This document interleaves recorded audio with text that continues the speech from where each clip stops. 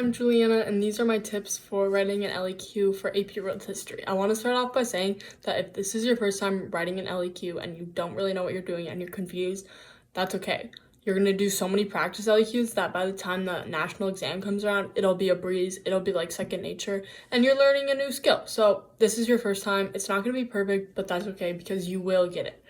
So for this video, my example prompt is going to be evaluating the extent in the 1500s to which Christianity spread.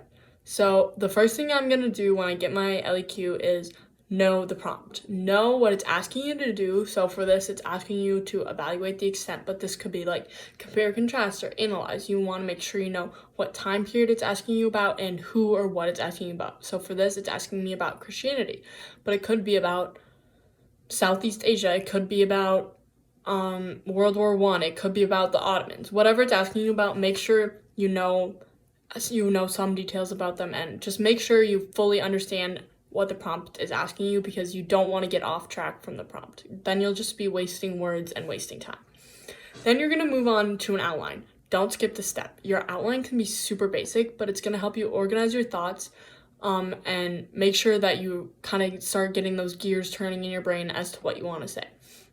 Then you're actually going to start writing your LEQ.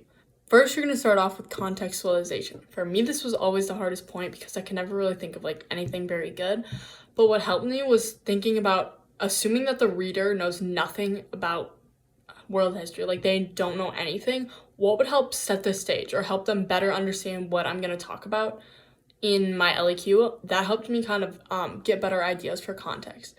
And if you can't think of it right away, that's okay. That happened to me a lot, and I would recommend just leaving a few lines, like blank lines, and going back to it as you're writing if you think of something, or if you're done with your LEQ, you can then spend more time thinking about that. So then you're going to move, after you write your thesis, you're going to move on to your body paragraphs, and make sure that you have your prompt restated in your body paragraphs a few times, because you want to make sure that the reader knows what you're talking about, and you want to make sure that you're staying on topic and on the prompt. And I would recommend having one body paragraph be a little different and not going along with what your thesis says. So if you're saying, okay, Christianity spread to a great extent, I would recommend having one body paragraph say it didn't spread, or this is how it didn't work, because that will help you get the historical complexity point.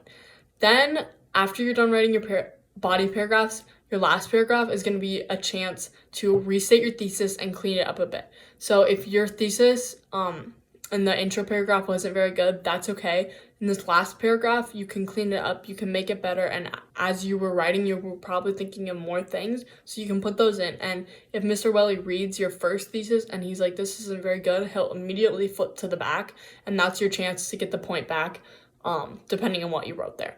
So, and then you're done. And LEQs, the first couple times you write them, they're going to be kind of long, they're going to be kind of daunting, but by the end, they'll be a breeze and they'll be super easy to do.